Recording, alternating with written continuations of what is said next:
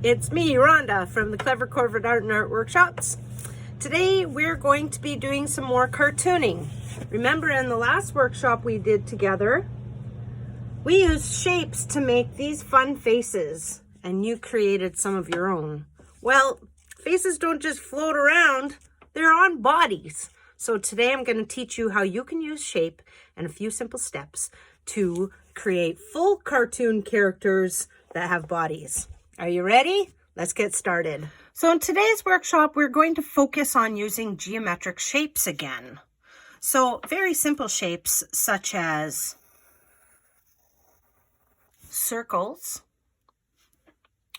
We're going to use a lot of ovals. We'll use some squares.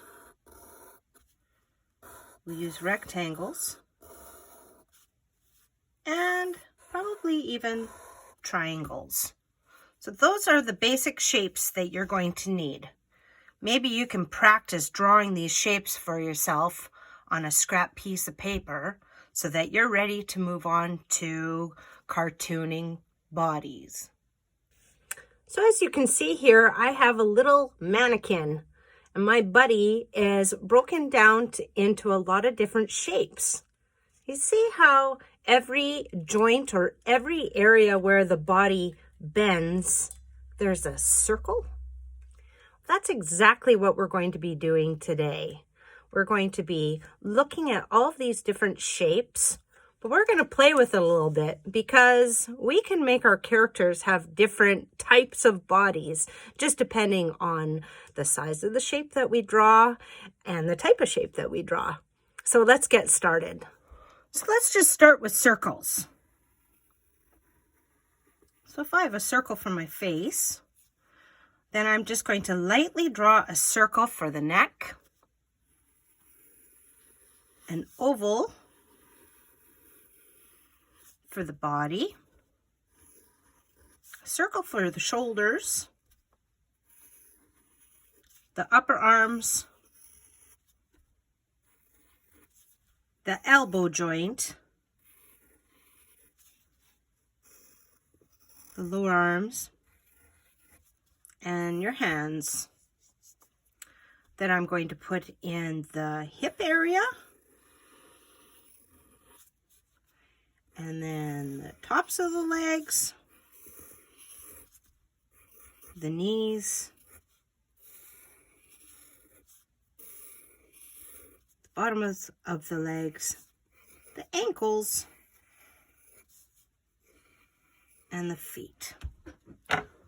See how I was able to do all of that just using shapes? Now this is where your fun cartooning skills are going to come in. Now I'm going to use a marker, and I'm going to go in and I'm going to add some eyes, maybe a funny nose. This person will have a big smile.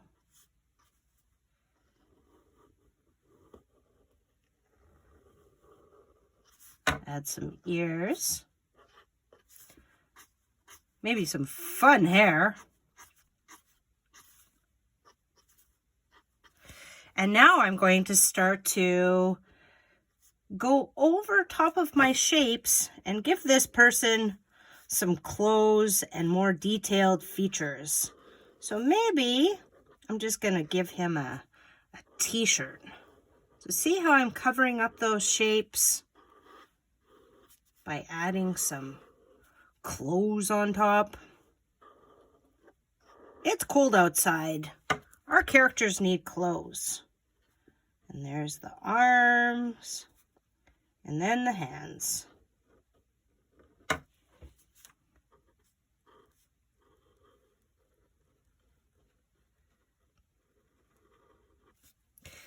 Let's give him some jeans.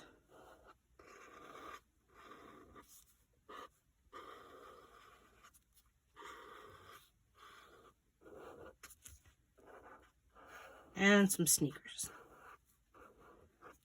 Oh, better tie up those shoes. Maybe he'll have some pockets. Maybe he'll have a design on his shirt, like a peace sign. Oh, cool. There, that wasn't so hard, was it? I was able to just take circles and ovals and create this fun character. Now I'm going to go in and I'm going to erase all of those lines that I drew, so just the final outline is left behind.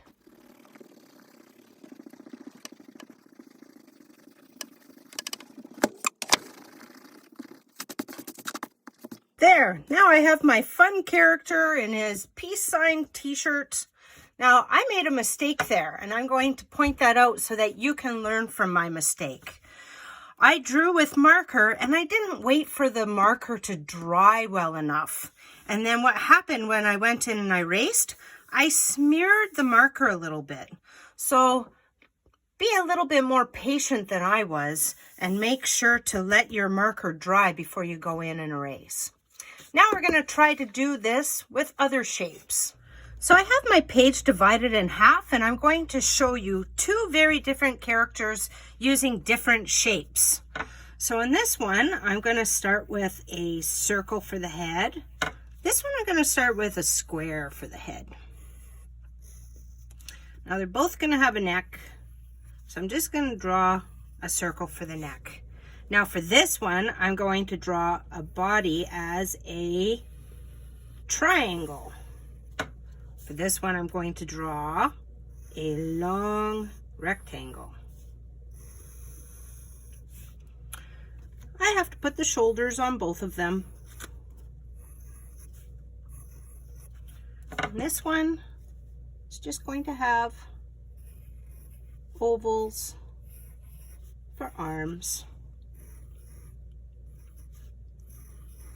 And this one is going to have long rectangles for arms.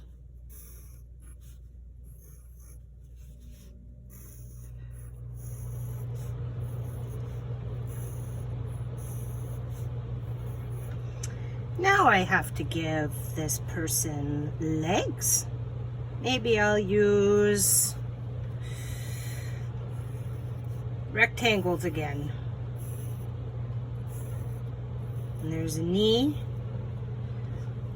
and then I will use I meant triangles. I said rectangles and I meant triangles. I make some funny mistakes sometimes with my words. This is going to be an interesting character, isn't it? I've got to add the hand on there.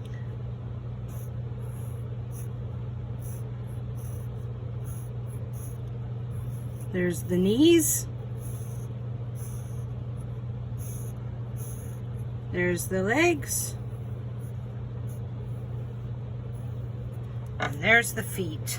These are going to be very interesting characters. Let's see what happens when I start to add detail to them.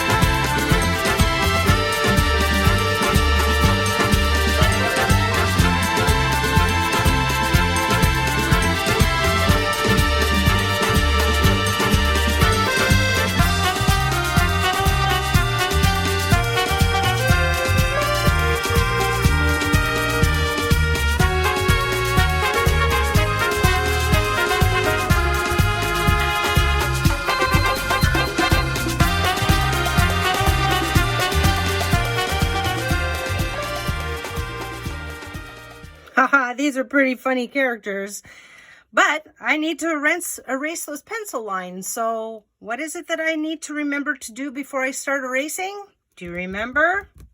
That's right. I have to make sure that this marker is dry so it doesn't smear. So I'm just going to wait a couple minutes and then I'm going to erase. What do you think? I think they look like pretty interesting characters. So I'm going to draw a few more, and I'll show you what they look like when I'm finished. And then we'll talk about what kinds of shapes that I used when I drew them. Sound good?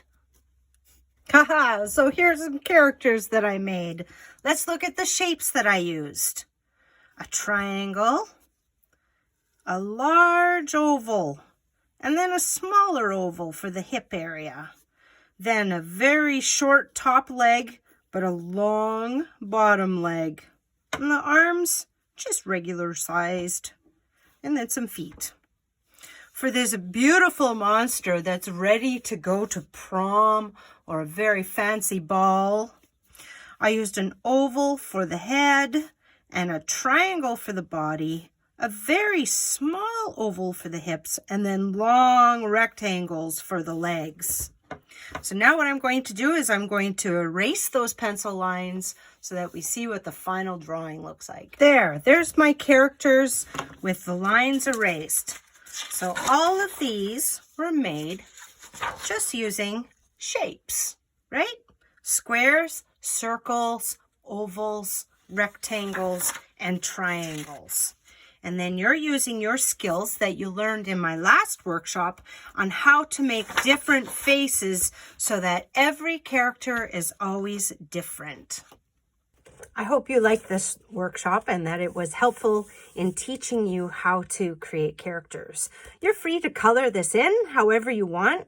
I'm going to be showing you in a workshop a couple sessions from now how to use these markers in a really unique way to color in cartoons. So if you can get your hands on a set of washable markers like this, then that will really help with the workshop. Next time we get together, I'm going to show you how to bring these characters to life so that they look like they have movement. Because right now, they're all just standing straight, right? With their arms down. But what if we want the character to be jumping or we want them to be dancing? I'll show you tricks on how to do that in our next cartooning workshop. So please make sure to click like and click the subscribe button so that you get notifications anytime I give you a new art workshop. Thanks for watching. Take care.